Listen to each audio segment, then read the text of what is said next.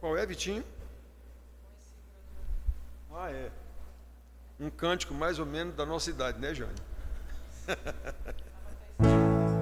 Conheci um grande amigo, Jesus, Ele é Filho de Deus Pai. O seu nome é Jesus Cristo. Jesus, a gente pode confiar. Conheci um grande amigo, Jesus, Ele é Filho de Deus Pai. O seu nome é Jesus Cristo.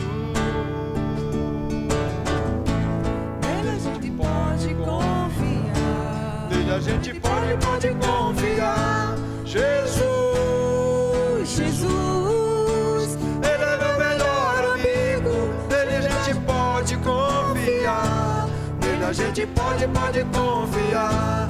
Jesus, Jesus, Ele é meu melhor amigo. Nele a gente pode confiar. Nele a gente pode confiar. Você só pode ser feliz tendo Jesus no coração. Você só pode ser feliz tendo Jesus no coração. Você só pode ser feliz tendo Jesus no coração. Você só pode ser feliz tendo Jesus no coração. Jesus, Jesus, Ele é seu melhor amigo. Nele a gente pode confiar. Nele a gente pode confiar. Jesus, Jesus, Ele é meu melhor amigo. Nele a gente pode confiar. Nele a gente pode confiar. Aleluia. O outro Vitinho, qual é? Vitinho é o professor que põe ali as coisas. Então nós temos Senhor é meu pastor, nada me faltará. Esse nada me faltará que comumente, por culpa da igreja, leva as pessoas a achar que é nada material, bens materiais, alguma coisa. Não é. Quando ele disse, o Senhor é meu pastor, nada me faltará, Deus me supre de todas as coisas que eu preciso, no caso dele lá, de paz, de esperança, de tranquilidade, de sossego. Ele era um homem perseguido e diz que Deus, nada me faltará. Deus me completa. É nesse sentido. Deus me preenche, aliás. Deus me preenche, não de coisas materiais. Ele me preenche. O Senhor é o meu pastor, nada me faltará.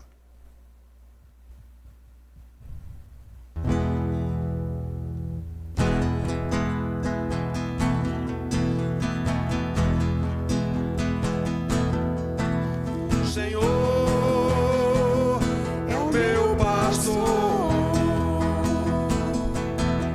e nada me faltará. Deitar-me faz em verdes pastos e guia-me pra junto das águas tranquilas.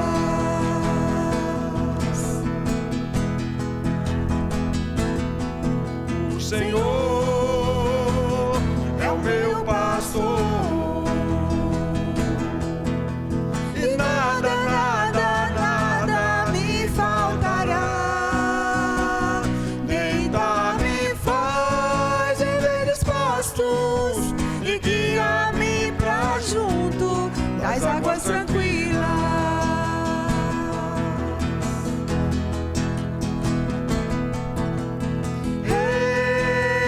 Refrigera minha alma e guia-me pelas veredas da justiça, por amor do teu nome, por amor do teu nome.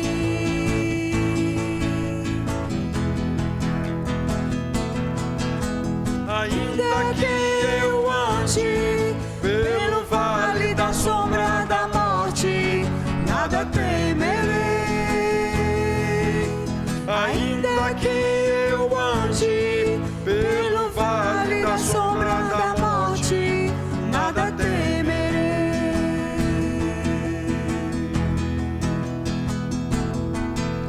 Senhor é o meu pastor, e nada, nada me faltará. Deitar-me faz em verdes pastos e guia-me pra junto das águas tranquilas. refrigera minha alma, Senhor. Refrigera minha alma E guia-me pelas veredas da justiça por amor do teu nome, por amor do teu nome.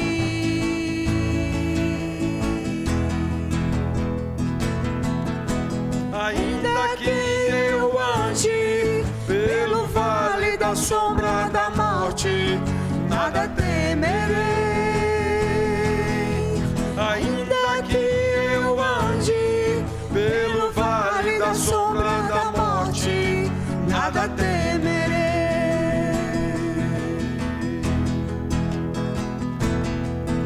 o Senhor é o meu pastor, o Senhor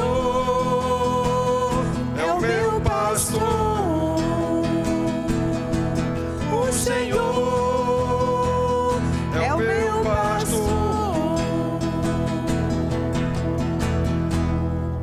Aleluia. Oremos, Jane. Senhor nosso Deus, o Senhor é o meu pastor e nada me faltará, Pai, a tua palavra fala. Pai, em nome de Jesus, te pedimos que o Senhor não deixe faltar a tua graça em nossa vida, a tua misericórdia em nossas vidas, Pai. Te louvamos, Senhor, te agradecemos por esse momento de louvor, te agradecemos porque estamos aqui, Pai, para ouvir a tua palavra.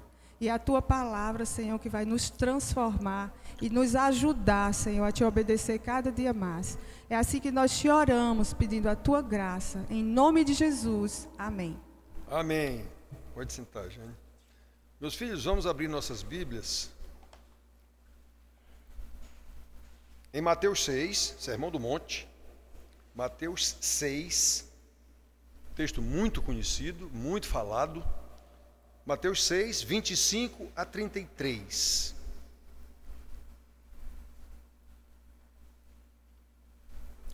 Mateus 6, 25 a 33. Fórmula cristã contra a ansiedade. Fórmula cristã contra a ansiedade. Mateus 6, 25, 33. Como eu disse, é um texto muito conhecido. Sermão do Monte, capítulo 5 de Mateus ao 7. Todo esse texto dos capítulos 5, 6 e 7 são o texto todo, é o sermão conhecido como Sermão do Monte. Então diz assim Mateus 6, 25 a 33. Por isso vos digo, essa expressão já é uma conclusão do que ele vinha dizendo antes. Por isso vos digo, não andeis ansiosos pela vossa vida, quanto ao que haveis de comer ou beber, nem pelo vosso corpo, quanto ao que haveis de vestir. Não é a vida mais do que o alimento e o corpo mais do que as vestes? Observai as aves do céu, não semeiam, não comem, não ajuntam em celeiros, contudo vosso Pai Celeste as sustenta. Porventura não valeis vós muito mais do que as aves? Qual de vós, por ansioso que esteja, pode acrescentar um côvado ao curso da sua vida? E por que andais ansiosos quanto ao vestuário? Considerai como crescem os lírios do campo, eles não trabalham nem fiam. Eu, contudo, vos afirmo que nem Salomão, em toda a sua glória, se vestiu como qualquer deles. Ora, se Deus veste assim a erva do campo, que hoje existe e amanhã é lançada no fogo, quanto mais a vós outros, homens de pequena fé? Portanto, não vos inquieteis dizendo, que comeremos, que beberemos, ou com que nos vestiremos, porque os gentios é que se preocupam, é que procuram todas estas coisas, pois vosso Pai Celeste sabe que necessitais de todas elas. Buscai, pois, em primeiro lugar o seu reino e a sua justiça, e todas estas coisas vos serão acrescentadas. Portanto, não vos inquieteis com o dia de amanhã, pois o amanhã trará os seus cuidados. Basta ao dia o seu próprio mal. Então, isso é um texto muito conhecido, todos sabem, muito conhecido, sobre no meu tem um títulozinho dizendo a ansiosa solicitude pela vida. Então, nós botamos aqui, Jesus dá uma fórmula para combater a ansiedade. E a ansiedade virou um problema pandêmico, digamos assim. Todo mundo atinge principalmente a geração online, e todo mundo está online. Não é só a geração que já nasce com o smartphone na mão, não. Os próprios velhos, todos viciados em smartphone. Todos viciados em influencers, e não sei o que e tal. Aí, então é muito complicado. A ansiedade está intimamente ligada à vaidade, está intimamente ligada ao querer as coisas, está intimamente ligada à ambição, que é uma vontade desmedida de querer ter as coisas, e mais, imediatamente. É tudo ligado ao imediatismo. As pessoas ficam ansiosas porque querem consumir tudo que vem o tempo todo no smartphone. E tem que ser imediatamente, ainda tem mais essa. Aí, chegamos ao que nós conhecemos hoje, a própria ciência já denominou, transtorno, TAG, transtorno de ansiedade generalizada. Está até catalogada já na CID, né, a Codificação Internacional de Doenças. Eu anotei, CID F41.1. Então já é uma doença catalogada. TAG, transtorno de ansiedade generalizada. Normalmente os sintomas dela são muito parecidos com um infarto. A pessoa tem dor no peito, dor no braço, falta de respiração, é complicado. Quem vê uma pessoa com TAG pode achar que ele está tendo um infarto. Não é. Às vezes pode até ser, mas às vezes não é. Então, meus filhos, basicamente, há dois fatores que causam a ansiedade. O primeiro, como eu já disse, é a ambição provocada pelo bombardeio de propagandas que a gente vê o tempo todo, que estimulam o consumismo, e como a capacidade de comprar é muito inferior ao que é ofertado, o valor das coisas é inalcançável para nós, aí a gente vai vendo aquilo que quer, tudo quer, tudo quer, tudo quer. Isso deixa as pessoas ansiosas, porque não pode adquirir aquelas coisas. Eu lembro que uma vez eu vi acho que foi o Russell Shedd, dizendo que ele gostava de passear em shopping para ver aquele monte de coisas que ele não precisa. Ele dizendo, eu gosto de passear em shopping para ver aquele mundo de coisas que eu não preciso de nada daquilo. Fico só olhando. Ele dizendo. Então, parem bem. Aí a gente fica ansioso, eu quero ter tudo, eu quero ter tudo, eu quero ter tudo. E às vezes os filhos, no caso, é acostumado pelos pais a só dizer sim, só dizer sim, só dizer sim. Pronto. Complicou. O outro elemento, que é o imediatismo, que eu já falei. A geração online perdeu a capacidade de esperar. Perdeu a capacidade até mesmo de raciocinar. Nunca adquiriu a capacidade de planejar. Porque é tudo na hora, é tudo online, é tudo na hora e o papai me dá, ou alguém dá. Tudo tem que ser de imediato. E o imediatismo provoca ansiedade. Muitas vezes por algo que ainda nem existe. Eu fico ansioso com um problema que nem existe ainda e às vezes nem vai existir. E eu já estou super ansioso, nervoso por uma coisa que eu estou imaginando que pode acontecer ou que vai acontecer. Perderam, os jovens principalmente, perderam a capacidade de planejar, a capacidade de esperar, a capacidade de fazer um plano, alguma coisa, não tem mais. É tudo imediato. Então, nesse trecho que nós lemos, o Senhor Jesus está nos ensinando a fórmula contra a ansiedade. Em primeiro lugar, buscar a justiça de Deus. Em segundo lugar, confiar na sua providência. Está nesse texto que a gente viu aqui. Em terceiro lugar, esperar no Senhor. Como parte do Sermão do Monte que lemos, depois de ensinar a escolher, por isso que ele diz, por isso vos digo, ele estava ensinando para trás algumas coisas. Depois de ensinar a escolher entre dois tipos de tesouro, os tesouros da terra, vamos falar, E os tesouros do céu, ele ensinou sobre isso, qual é o que a gente deve escolher. Depois de ensinar a escolher entre servir as riquezas e servir a Deus, você vai ter sempre dois senhores, ou as riquezas ou Deus. Você vai escolher. Então, depois de ensinar a escolher entre as trevas e a luz, se você andar na luz, está resolvido. Se você andar nas trevas, quão densas trevas serão. Então, foi depois de ensinar essas três coisas que ele disse: por isso vos digo. Por isso vos digo. Entre servir as riquezas e servir a Deus, nós temos que saber escolher. Aqui o Senhor nos chama a uma decisão. Entre luz e trevas, entre escolher entre as riquezas da terra e os reinos do céu, os tesouros do céu, os tesouros da terra. Por isso vos digo. Ou seja, depois de ensinar que os tesouros terrenos são corruptíveis, ele disse isso: ladrão rouba, traça corrói, são corruptíveis. Geram preocupações com a traça, com a ferrugem e com os ladrões, a começar pelo governo. Enquanto os tesouros celestes são incorruptíveis. Os tesouros celestes são incorruptíveis. Por quê? Porque são eternos. Então não tem como alguém tocar neles. E com os quais não temos que nos preocupar. São guardados para nós, pelo Senhor, para nos dar no dia em que Ele voltar, no dia que Ele nos vier buscar. Depois de ensinar entre a opção de andar nas trevas ou andar na luz, ora, quem é que não sabe qual é o melhor? Andar nas trevas ou andar na luz? Andar nas trevas gera incerteza. E andar na luz, não, eu sei por onde eu estou andando. Eu sei onde eu estou pisando. A Bíblia nos diz que a palavra de Deus é luz, não é? É luz para o meu caminho. Salmo 119, 105, se não me engano. Lâmpada para os meus pés é a tua palavra e luz para o meu caminho. Ou, a tua palavra é lâmpada para os meus pés e é luz para o meu caminho. Então a gente tem que entender essas coisas. O Senhor, depois de dizer isso, depois, por último, Ele propõe a escolher entre dois senhores. Ou você vai servir a Deus ou as riquezas.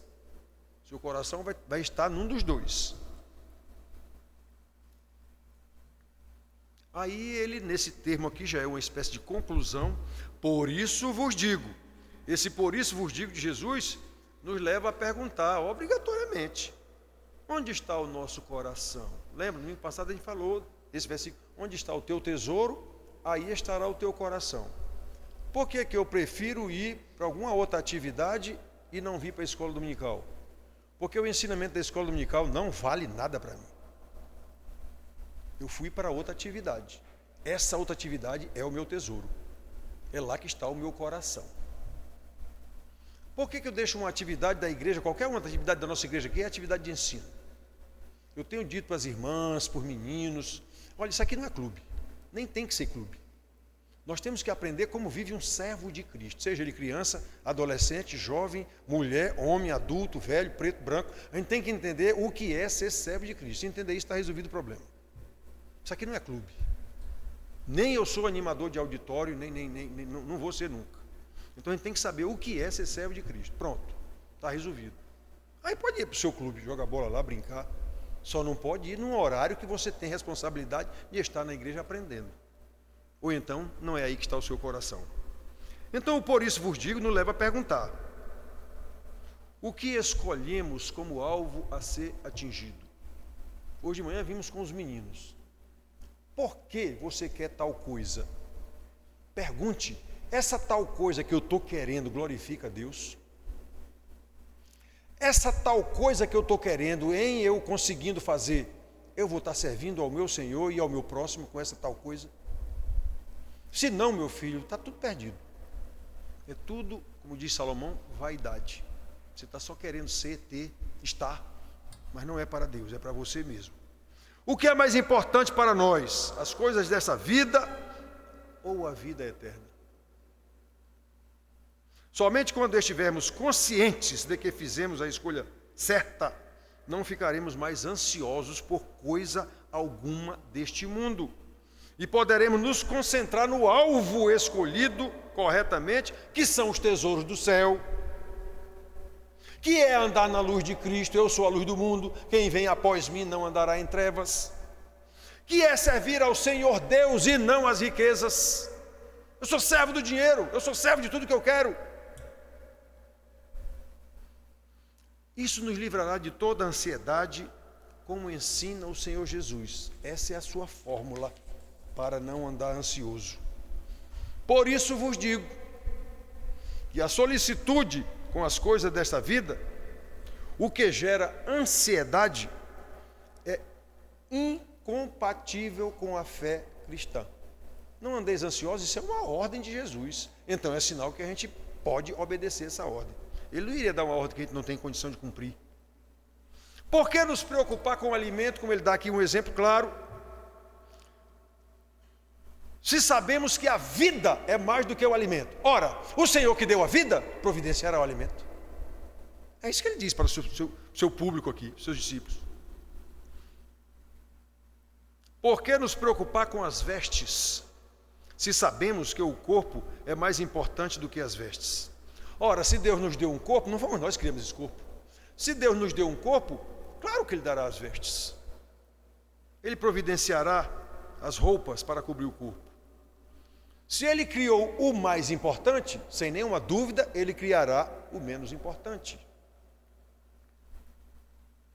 Queridos, não fomos nós, repito, que criamos a nossa vida.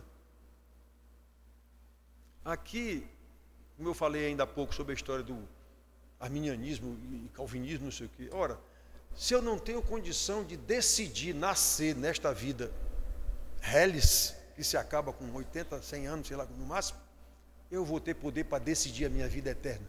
Claro que não. Isso é o Senhor Deus que já estabeleceu isso e vai me dar consciência disso. Agora eu tenho responsabilidade para desenvolver essa nova vida no poder do Senhor, fortalecido no Senhor e na força do seu poder, Efésios 6:10. É assim. Então ele não me deu o corpo, deu, então ele vai me dar a condição de sustentar esse corpo. Ele vai me dar roupa para vestir esse corpo. Ele vai me dar onde esse corpo possa morar. Eu vejo todo dia que eu vou lá para a praia com Maguinha, dar uma caminhada e pegar um solzinho, eu vejo lá aquele bando de morador de rua ali em Tambaú, bêbados. Eu digo para Margarete, essas pessoas foram criadas por Deus segundo a sua imagem e semelhança. Olha no que o pecado transformou. De vez em quando eu digo para Margarete isso. Não fomos nós, repito, que criamos a nossa vida. Nem fomos nós que fizemos o nosso corpo. Portanto, nós não somos suficientes para cuidar disso. Se não for no poder do Senhor e consciente de que o Senhor, vira o que eu estou dizendo. Pessoas que você vê na rua, parece um bando de zumbi, drogados.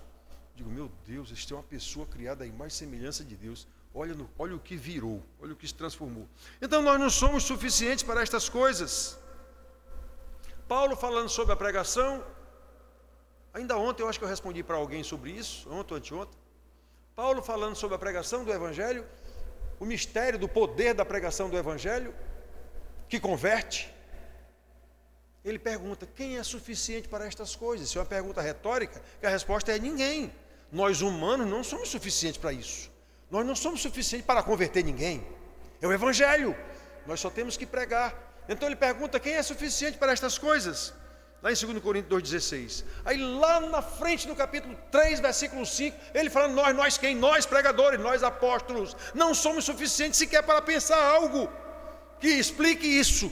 Aí ele diz, não somos suficientes para isso, mas a nossa suficiência vem de Deus. Pois é, Deus não nos deu um corpo, então Ele vai nos dar condição de cuidar desse corpo, vai nos dar condição de comprar vestes para esse corpo. É isso que Jesus está ensinando aqui para os seus meninos, para os seus pequeninos, que são os seus discípulos. Então, meus filhos, essa competência, como Jesus lembra no versículo 32, portanto, não vos inquieteis dizendo que comeremos, que beberemos ou com que nos vestiremos, porque os gentios é que procuram todas estas coisas. O vosso Pai Celeste sabe que necessitais de todas elas. Então quem anda preocupado com essas coisas não é crente. É um gentio, não é cristão. Então a gente tem que tomar muito cuidado, meus filhos. Nós temos que andar em obediência. Deus sabe tudo que nós precisamos, nós temos que pedir. Aqui na oração ele diz isso. Vocês têm que pedir. Antes de vocês pedirem, Deus já sabe, mas você tem que pedir. Você tem que pedir ao Pai em meu nome. Então a gente tem que saber, vamos obedecer, só isso. Para nos deixar mais tranquilo, Jesus passa a explicar o cuidado de Deus no texto que nós lemos aqui, com criaturas inferiores como as aves do céu ou os lírios do campo. Se Deus não deixa lhes faltar nada, imagine a nós que somos seus filhos. Jesus diz isso. Por isso ele manda que os seus discípulos observem as aves do céu. Eu observo. Eu às vezes fico olhando lá o bem-te-vi sentado no fio elétrico, aí voa, pega o inseto, volta, senta lá no fio elétrico de novo. Bem-te-vi cantando lá, bonito todo, voa de novo, pega o inseto, volta. E eu fico pensando nisso, digo, meu Deus, tuas criaturas, e o Senhor providencia tudo. Providencia o mosquito para sustentar o bem-te-vi. Dependendo da situação, providencia uma cobra para se alimentar do bem-te-vi. Então, coisa desse tipo, digo, mas meu Deus, que coisa, que perfeição, que perfeição. O teu universo. Meus filhos, nós vemos isso. Se Deus não deixa que nada falte a um bem-te-vi, a um pardal, como ele diz lá em Mateus, ele fala no pardal.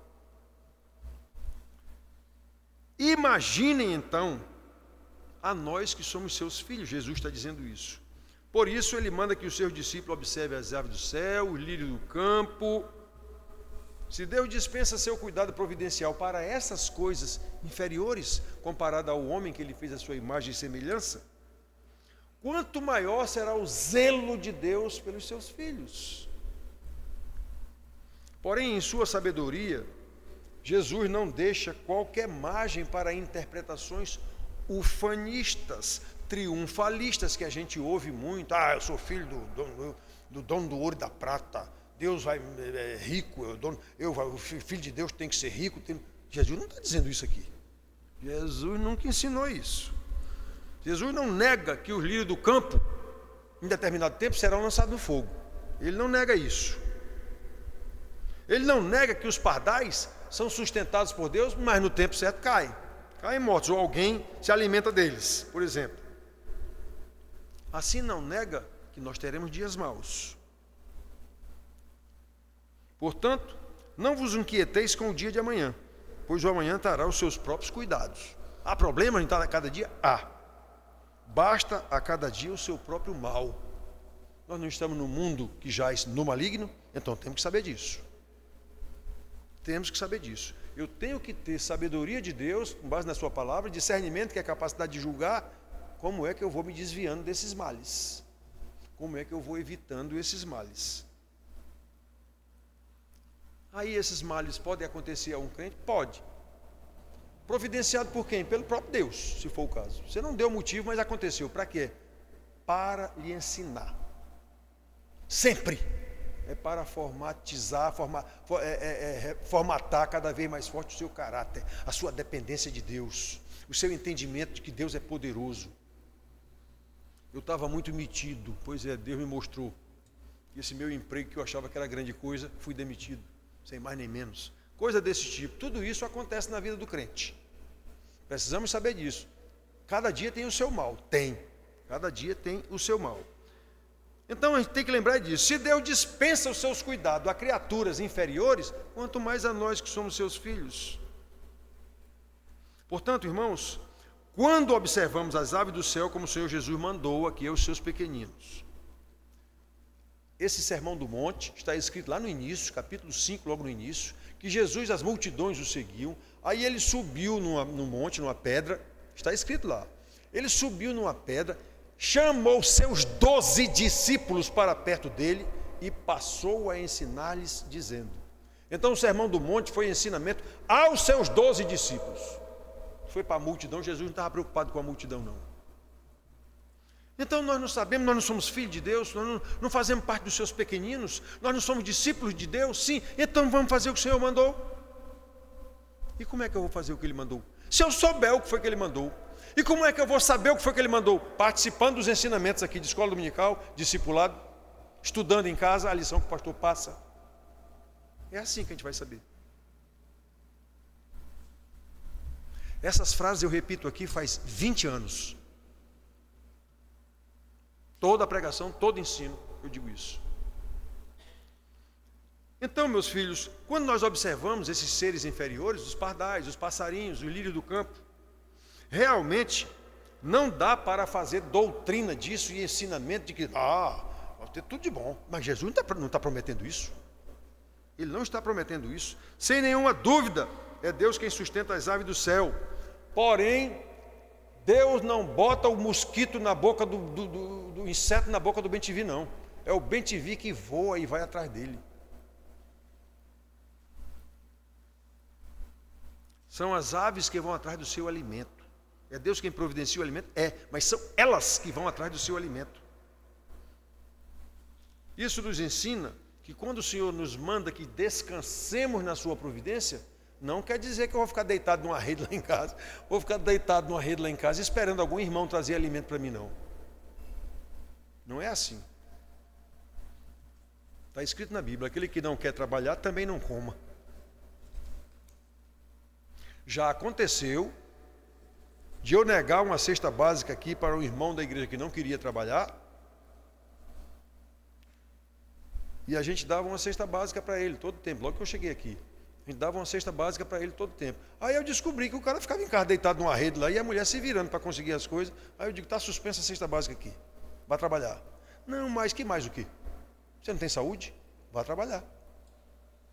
Procure um emprego, procure um trabalho. Eu briguei com esse camarada porque o sujeito sadio, rapaz, bom, mas não tem emprego, pastor. Eu digo, meu amigo, compra uma flanelinha e vai ser flanelinha nas beiras de rua, que tem como você ganhar dinheiro para sustentar sua família, tem. Que história é essa? Ninguém pode fazer doutrina, irmãos, de narrativas, do Velho Testamento principalmente. Eu vou fazer doutrina da narrativa que está lá da história de Elias. Deus mandou que um corvo levasse carne lá para ele. Qual é? Que história é essa? Eu vou fazer doutrina disso? Isso foi Elias, foi só naquela situação lá. Eu vou esperar cair maná do céu. Isso foi para o povo de Israel lá no deserto, só. Nunca aconteceu isso com mais ninguém. Isso é narrativa. Aí eu não posso fazer doutrina de uma narrativa. O Novo Testamento é normativo, tem ordem para a gente fazer. Isso eu tenho que saber. Como as aves do céu, nós temos que trabalhar pelo nosso alimento. E como as aves do céu, não devemos ter preocupação em ajuntar em celeiros. Jesus deu outro exemplo no caso desse. O camarada lá, vou desmanchar esses celeiros, vou fazer uns celeiros maiores, e vou juntar muita coisa lá, e vou me regalar com a minha vida. Jesus disse, louco, hoje mesmo te pedirão a tua alma. E que tu acumulaste, para quem será? Para os teus filhos esbagaçarem dentro de 6 meses. Então, a gente tem que prestar muita atenção, meu filho. Nós não temos que olhar as criaturas de Deus, eles não ajuntam tesouros. Eles não ajuntam. Assim a gente também não pode querer ajuntar tesouro aqui na terra. E Jesus explica por quê. Porque da traça, digamos, dependendo do que seja esse tesouro, dinheiro, papel, da traça, sei lá o quê. Ladrão rouba, ferrugem come, se for o caso. Ele ensina tudo. Versículo 32. Os gentios é que se preocupam com todas estas coisas. O vosso Pai Celeste sabe o que é que vocês procuram. Não adianta. Qual de vós, quando ele pergunta, qual de vós, por ansioso que seja, pode acrescentar um côvado? Côvado é uma unidade de medida de mais ou menos 40 centímetros, que é o antebraço da gente, o braço, o antebraço, sei lá qual é. Mas é também usado como uma unidade de tempo muito pequena. É usada como unidade de medida em tamanho, mas é usado também na época como unidade de tempo muito pequena. Tu pode acrescentar um côvado ao curso da tua vida, ou tu pode acrescentar 1 segundo sequer ao curso da tua vida. É mais ou menos essa pergunta que ele fala no côvado, que é a unidade de medida, também é a unidade de medida ínfima de tempo. Você pode acrescentar alguma coisa à sua vida, meu amigo? Não. É a história dos jovens. Quando eu ficar velho, eu venho para a igreja e me converto direitinho. Quem disse que tu vai ficar velho? Quem disse quando é que tu vai morrer? Quem te informou essa data? Então nós temos que prestar muita atenção, meus filhos. De acordo com a provisão do Senhor, nós temos que trabalhar. Querer ganhar dinheiro com loteria, como tem muitos irmãos que jogam, querer ganhar dinheiro com não sei o que, bet, apostas na internet, jogo. Pelo amor de Deus, isso é pecado. Qual é a maneira que Deus deu para a gente ganhar dinheiro? Trabalhando. É trabalhando. Ele nos dá a condição. Então, depois dele ensinar todas essas coisas, ele, por isso vos digo, conclui o Senhor, isso é uma conclusão do que ele ensinou para trás aí. Que se nós já escolhemos, ele diz o que é, o certo e o errado, que nós devemos fazer.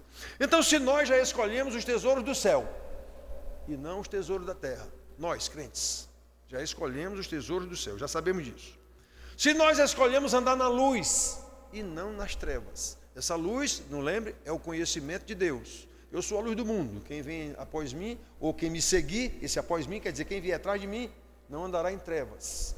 Por quê? Porque eu sou a luz, a palavra é a luz, eu sei disso. Já escolhemos que vamos andar na luz. Se nós já escolhemos servir a Deus e não as riquezas. Eu quero um carro para trabalhar, porque esse carro é útil para o meu trabalho. Eu não quero um carro para eu ser escravo dele, para poder me andar mostrando no mundo com um carro. Qual é? Às vezes fazendo o que eu não posso para ter aquele carro. Eu lembro uma vez, com pouco tempo que a gente tinha casado, eu e Margarete, uma amiga da gente lá, casada com um rapaz também, a gente falando sobre alguém lá que vendeu um carro para comprar uma casa, a primeira casa de um casal também lá. Aí uma das mulheres, amigas de Margarete, esposa de um amigo meu lá, comerciante, disse, eu prefiro dormir dentro de um carro, mas eu prefiro o meu carro do que uma casa. Digo, meu Deus do céu, quanta tolice. Ela disse isso, eu lembro dela. Está aqui na minha mente o rosto dela e a ocasião em que ela disse isso. Eu prefiro dormir dentro do carro, mas eu não abro mão do meu carro por causa de uma casa. Digo, meu Deus do céu. Olha o tamanho da insensatez dessa mulher, uma mulher casada. Uma mulher casada. Então, meus filhos, Jesus está dizendo, se nós já escolhemos andar na luz, se nós já escolhemos servir a Deus e não a um carro, e não a uma casa, e não a uma roupa, e não às riquezas, a consequência natural, então, é obedecê-lo. Buscai, pois, esse pois é uma conclusão, por isso vos digo, aí ele diz tudo isso, que a gente deve escolher os tesouros do céu, que a gente deve escolher andar na luz, que a gente deve escolher servir a Deus. Então, buscai em primeiro lugar o reino de Deus e a sua justiça. O que é isso? Obedeça a Deus.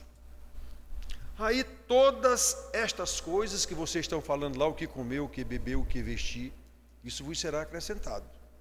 Pelo seu trabalho, pela sabedoria que Deus lhe deu, pelo seu esforço em estudar e se capacitar para servir cada vez melhor. Irmão, dificilmente nós ensinamos aos nossos filhos que eles devem estudar para ser bons profissionais e servir bem, servir ao Senhor, servir bem. O que ele vai ganhar de mais ou menos deve ser consequência do seu serviço de excelente qualidade. Um serviço, digamos assim, indispensável, ele está servindo. Nós não ensinamos isso aos nossos filhos. Por isso a questão é, nós realmente já mudamos os nossos desejos, já mudamos a nossa mente, como Paulo ensina lá em Romanos 12:2, transformai, não andeis conforme o mundo, mas transformai a vossa mente, Lembra, Hannah? Paulo dizendo também, nós agora temos a mente de Cristo. Nós quem? Ele estava falando dele, pregador, dos apóstolos. Nós não pregamos que nem esses camaradas aí que só querem ganhar dinheiro, nós pregamos o que Cristo mandou. Nós quem? Nós pregadores do Evangelho, é isso que ele estava falando, temos a mente de Cristo. Nós não estamos mais pregando com mente de quem quer ganhar dinheiro, do povo. Era isso que Paulo estava dizendo quando disse, nós temos a mente de Cristo. Então, irmãos, essa é a questão. Nós realmente já fizemos as escolhas certas, como ensina o Senhor Jesus? Então, onde está o nosso coração? Temos que ser honestos para responder essas perguntas. Onde está o nosso coração?